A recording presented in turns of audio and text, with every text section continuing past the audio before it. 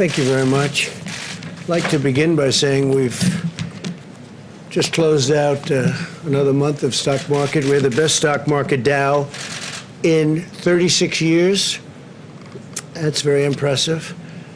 So people are very happy with their 401ks and with the stocks that they have, and that's a tremendous achievement. Best in 36 years. Let me begin with a brief update on the China virus. Over the last month, our new cases in the United States have declined by 38%. Last week, we announced a breakthrough in testing that will allow us to have over 150 million rapid point-of-care tests. These tests return the results in less than 15 minutes, and many will be deployed to nursing homes. We're focusing very strongly on nursing homes, assisted living facilities, and other locations that serve high-risk populations. So we're going to have the 15-minute and less tests, and we will have 150 million rapid point-of-care tests. That's something. This evening, I'm pleased to announce that AstraZeneca vaccine has reached phase 3 clinical trials, so that's joining another group of vaccines that are very close to the end and hopefully approval. In the United States, we're doing things that nobody thought would have been even possible. This is a process that would have taken, in some cases, years, and we did it in a matter of months.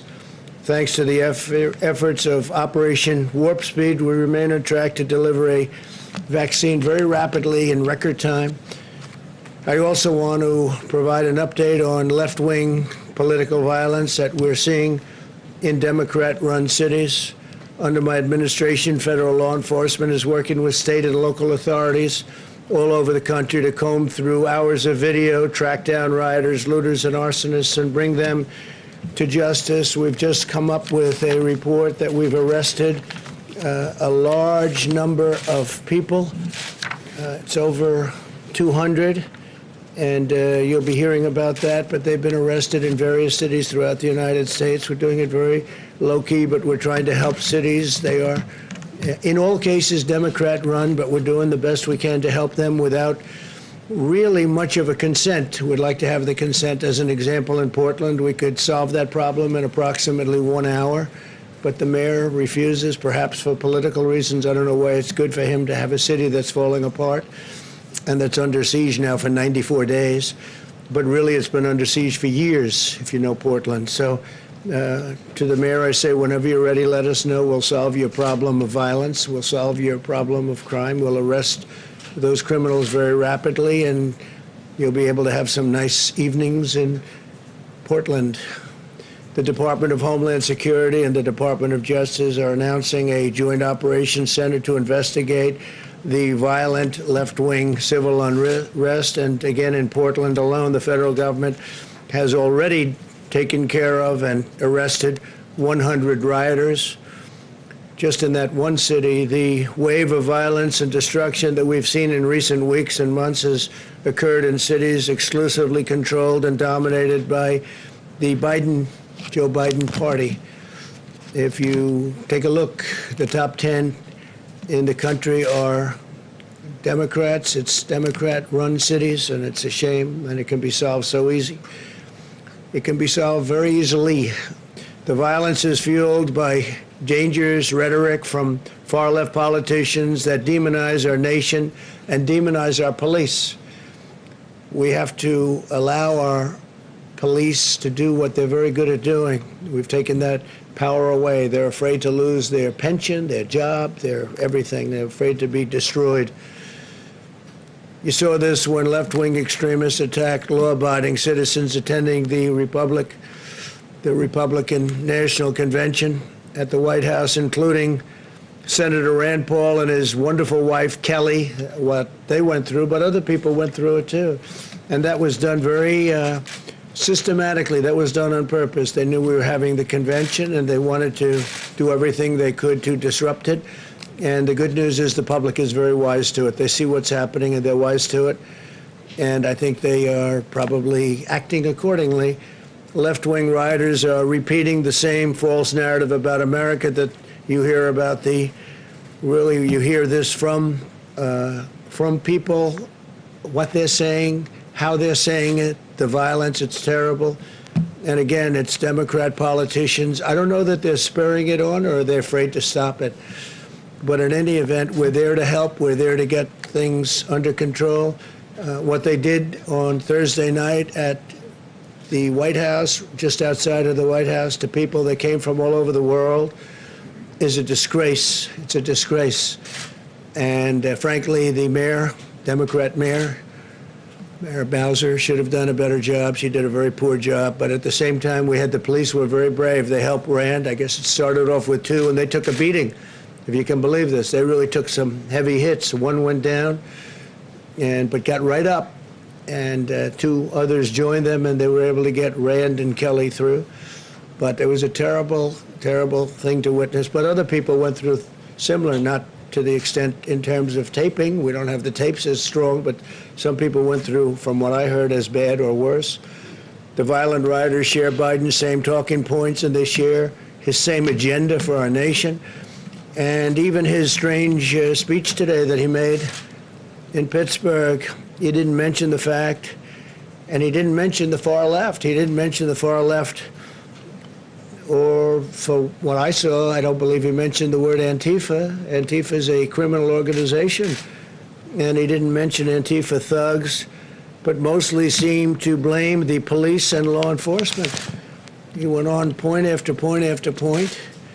He even talked about those on the right, but he didn't talk about those on the left, and those on the left are the problem, and Antifa is the problem. The rioters and Joe Biden have a side. They're both on the side of the radical left, and that is so obvious. And until that neutralizes, you're never going to have safe areas in those Democrat-run areas. For months, Joe Biden has given moral aid and comfort to the vandals, repeating the monstrous lie that these were peaceful protests. They're not peaceful protests.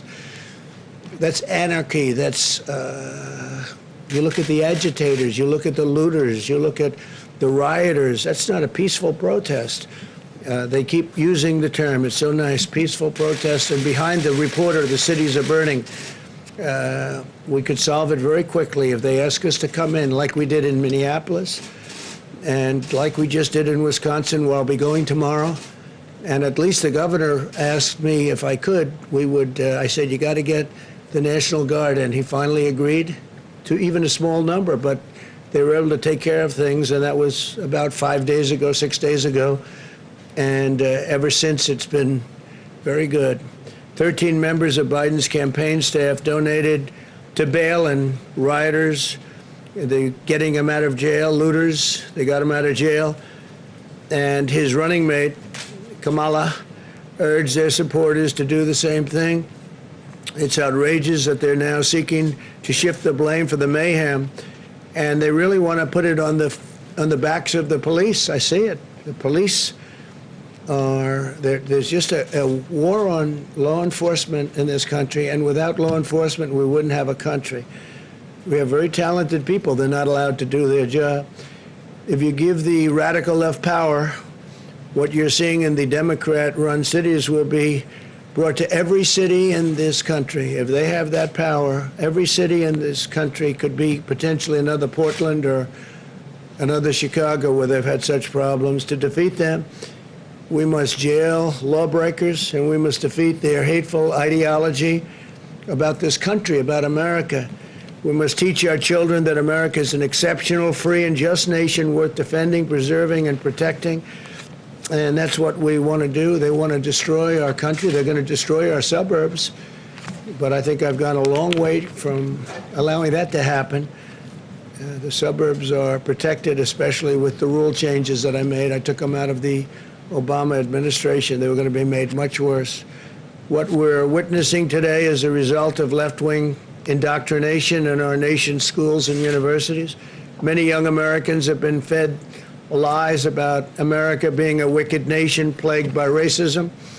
Indeed, Joe Biden and his party spent their entire convention spreading this hateful and destructive message while refusing to say one word about the violence. They didn't even discuss law enforcement, the police. Those words weren't mentioned. 2 words that were taken out were the words under God, two very important words in the Pledge of Allegiance in their caucus. I guess they did it twice. They took it out of their Pledge of Allegiance. I heard it the one time, and I said, that's strange. That's a big change. I figured they maybe made a mistake. Something happened. No, they didn't make a mistake. Then they did it later on.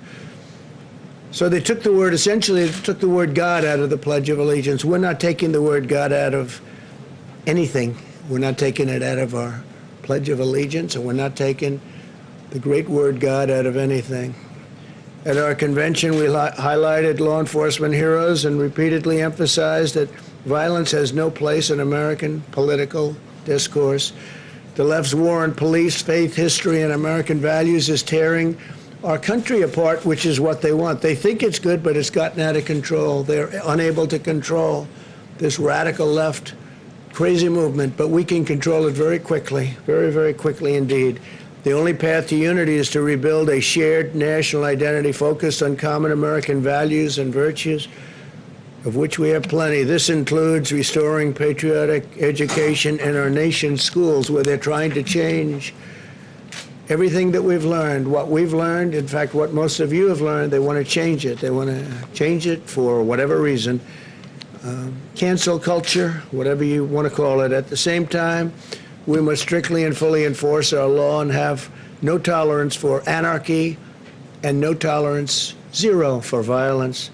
Anyone who breaks the law should be arrested, prosecuted, and punished. This includes targeting law enforcement efforts to focus on Antifa, the left-wing domestic terror organization. The mission of Antifa is to spread terror in the U.S. population with the goal of getting Americans to give up to their agenda. This is how terrorist organizations have always operated. Biden won't even say the name Antifa. I don't believe he said it today.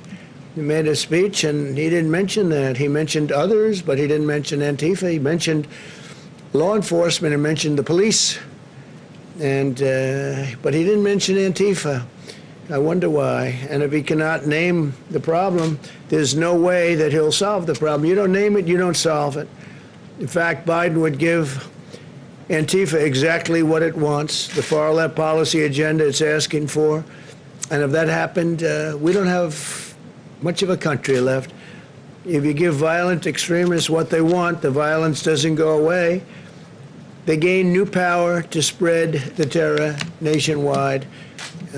Most of our nation is extremely safe, by the way. You know, you only see the bad. You see Portland and Chicago, and you see what's happened in New York just in a very short period of time. It's horrible what's happened in New York. I love New York. I come from New York.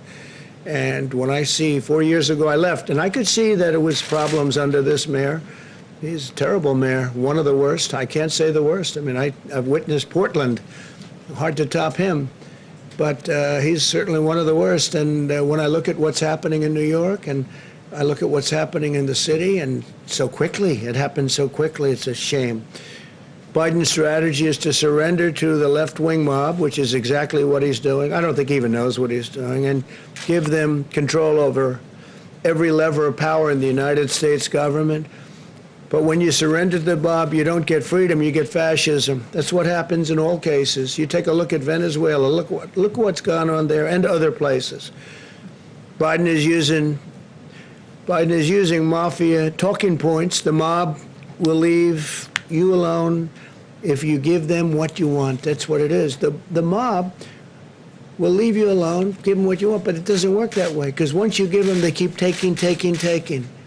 What happens is you give and give and give and you take, and they no longer respect you.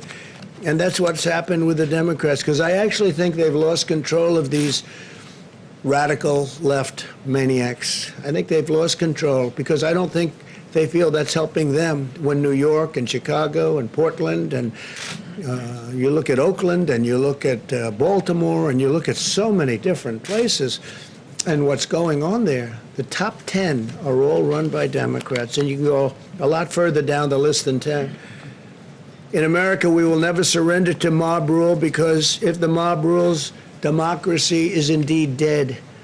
The reason we're continuing to see violence in left-wing cities today is that liberal politicians, mayors, prosecutors, and judges are refusing to enforce the law and put the rioters in jail. These are rioters. These are dangerous people. These are killers. They kill a lot of people. And they don't even think about it. They wake up the next morning, they don't even think about it. This is the extreme left's agenda for America. They want to appoint radical prosecutors, judges, and federal officials who will set criminals free. Their stated plan is to cut police funding, abolish cash bail, close down prisons, re-educate our children, preach left-wing social justice, establish a national sanctuary for criminal illegal aliens, and abolish the death penalty, even for cop killers. No one will be safe, and in fact, they want very much to let people in prison, like as an example, the Boston bomber. They want to let everybody vote. If you're in prison, if you're the Boston bomber, they want you to have a vote. I don't know. I don't think that sells too well. My administration is a very different approach. We want states to work with us to deploy the National Guard to quell the unrest. All they have to do is call us. We will have the National Guard. We're prepared. We're ready to go no matter where they may call from. Any part of the country, East Coast, West Coast, doesn't matter. We're ready to move immediately, as we did in Minneapolis, as we did. We are ready to move as quickly as you can imagine. Tomorrow I'm going to a place where we move very quickly. You know that, in Wisconsin, and we move very, very quickly. And as soon as we moved, that was the end of that. It was very well behaved. I'll appoint more tough-on-crime prosecutors, support stiffer penalties and longer jail terms for rioters, and support effective policing methods that are proven to be great crime reducers. When you enforce the law, order follows, and we need order. We need order. You can't have cities run like these cities are run. They gave a little, then they gave a little, then they gave a little more, and all of a sudden they've lost these cities. But I'll get them back very quickly. All they have to do is say, please come in. As you know, they have to ask, unless we go a much tougher route, which we could, but you don't like to do that. They have to ask you to come in. When they ask me to come in, we'll be there within a matter of minutes. When I signed the executive order outlining 10-year prison sentences as an example for destroying monuments and statues, it immediately stopped. That was 3 months ago or so. I signed an order, and it said 10 years in prison. 10 years if you knock down a statue. It immediately stopped. I mean, to the best of my knowledge, I haven't seen it happening for about that time. They were going to have a big march on Washington. They canceled that march. They said 10 years is too long. Before the outbreak of left-wing extremism, our strategy produced a historic reduction in violent crime. In the last 2 years of the Obama administration, murder increased 30% in major American cities, and we witnessed the largest 2-year nationwide increase in murder in over a half a century. In the first 2 years of my presidency, the number of murders went down significantly. Earlier this year, we announced that Operation Legend, surging federal law enforcement to cities plagued by violent crime, and we did a lot of it. We did a lot of it very quietly, but we did a lot. Since the beginning of Operation Legend, we have conducted more than 1,000 arrests and reduced the murder rate in Kansas City, which is one of the cities we targeted, by 1/3. Cut it down 33%. In the last month alone, we cut the murder rate in Chicago in half. People don't know that, but we sent them in to Chicago without fanfare at all, but we cut it down in half. It's still far too high. And if they'd asked for full help, as opposed to just sending in some very talented people, we'd be able to cut it down to a very low number. While I am president, we will defend the rights of law-abiding citizens. We will honor the heroes who keep America safe, and we do. We honor our police. We honor our law enforcement. I have the privilege of having gotten, I guess, every law enforcement group in the country that I can think of. The sheriffs in Florida, all of them. Law enforcement in Ohio and Texas, North Carolina. I mean, almost no matter where you look, I think I've gotten all of it. We'll have to do a little study so I'm totally accurate, but I would say all of it. And the ones who didn't, I think we have to look at them. Where do they come from? So we've done a real job. We're ready, willing, and able to help these Democrat-run cities that are doing poorly. They have to call and ask. All they have to do is call. They don't even have to put it in writing. We'll put it in writing later. We'll get them in there, and we'll straighten out the city. very quickly, whichever city we may be talking about. So those governors that are responsible for a state that has a city that's got a lot of problems, call me, or the mayor can call me, and we'll be there very quickly. Tomorrow we're making that trip to Wisconsin. I think a lot of you are going to be going, and it should be very interesting. It should be very interesting, but we're proud of it because in 6 days, it's been like a different world. And it took place immediately. As soon as we surged, as soon as we went in, it took place immediately. Okay, please, thank you. Mr. President, are you giving any consideration, or did you give any consideration to the governor and mayor's request not to come to Kenosha tomorrow? No, because Kenosha was something we did a good job on. The governor didn't want us there. He didn't want the National Guard, as you know. He was very reluctant, but I give him credit because ultimately he said yes, and as soon as he said yes, the problem ended. But I have to see the people that did such a good job for me, and we're meeting with numerous people, and we have tremendous support in the state of Wisconsin, so I promise them when it all gets taken care of, we'll go. Concerns, though, that it could exacerbate tensions and increase violence. Do you give any consideration to that? Well, it could also increase enthusiasm, and it could increase love and respect for our country. And that's why I'm going, because they did a fantastic job. As soon as I called and told them, let's go, the whole problem stopped. That was, what, 6 days ago? Yeah, Jeff? Mr. President, why are you not meeting with the family of Jacob Blake while you're there? Well, I spoke with the pastor, wonderful man, the family's pastor, and I thought it would be better not to do anything where there are lawyers involved. They wanted me to speak, but they wanted to have lawyers involved, and I thought that was inappropriate, so I didn't do that. But I did speak with the pastor of the family, who's a fine man, a wonderful man, and I think we had a great talk. And I may at some point, do that, but they did have a lawyer that wanted to be on the phone, and I said, no, that's inappropriate, but I just gave my best regards. But again, I spoke with the pastor. Yeah, please. I have a question on coronavirus, but first, you were just criticizing Joe Biden, saying he didn't mention the far left or Antifa during his speech today. You said you wanted to talk about left-wing political violence. Yeah. But I noticed you did not mention that your supporters were also in Portland this weekend, firing paintball guns at people, some form of pepper spray. So do you want to also take this chance to condemn what your supporters did? Well, I understand they had large numbers of people that were supporters, but that was a peaceful protest. And paint is not, and paint is a defensive mechanism. Paint is not bullets. Your supporters, and they are your supporters indeed, shot a young gentleman who, and killed him, not with paint, but with a bullet. And I think it's disgraceful. These people, they protested peacefully. They went in very peacefully.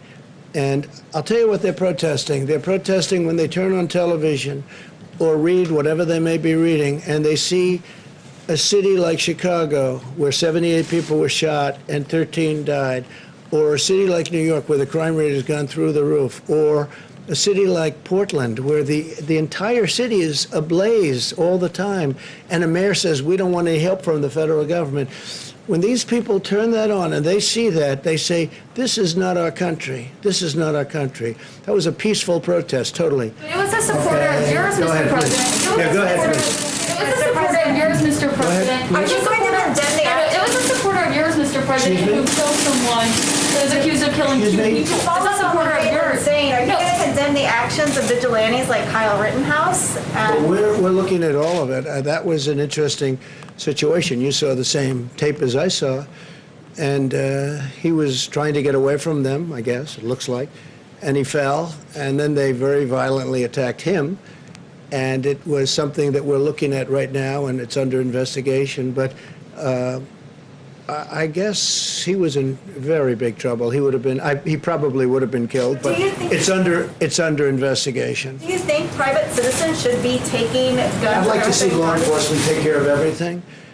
I think everything should be taken care of, law enforcement. But again, we have to give our cops back, our police back their dignity, the respect. They're very talented people. They're strong. They're tough. They can do the job. But we've taken it away. We don't want to have, when somebody makes a mistake, he chokes, or in some cases you have bad cops, so we have to take care of that.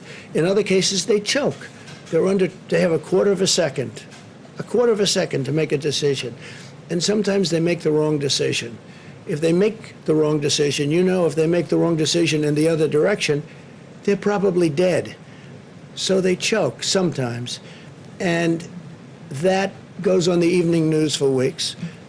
And the thousands and tens of thousands of great things they do, nobody covers that. Nobody writes about that. But if they make a mistake, and again, the bad cops, everybody agrees they have to be very tough on bad cops. But sometimes you have a cop or a police person who is a good police person, right? Good. But they choke. The timing, and they go through this, and they study this, and they work on it all the time. They literally have a quarter of a second to make some of these decisions.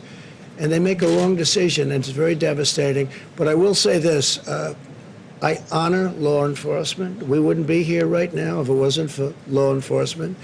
We have to stop this horrible left-wing ideology that seems to be permeating our country. And basically it's weakness. It's weakness on behalf of Democrat politicians. The Republicans, we don't have problems. You take a look at our cities. Our cities are doing very well. They're safe. They're secure. I spent a lot of time in Texas, as you know, just a couple of days ago, and I was with the governor of Texas, Greg Abbott. He was explaining they wouldn't put up with it for a minute. They just don't have the kind of problems that other people have. Thank you very much. I appreciate it. Mr. President, I'd like to finish my question if you could come back, please, since you did not let me finish my question, Mr. President.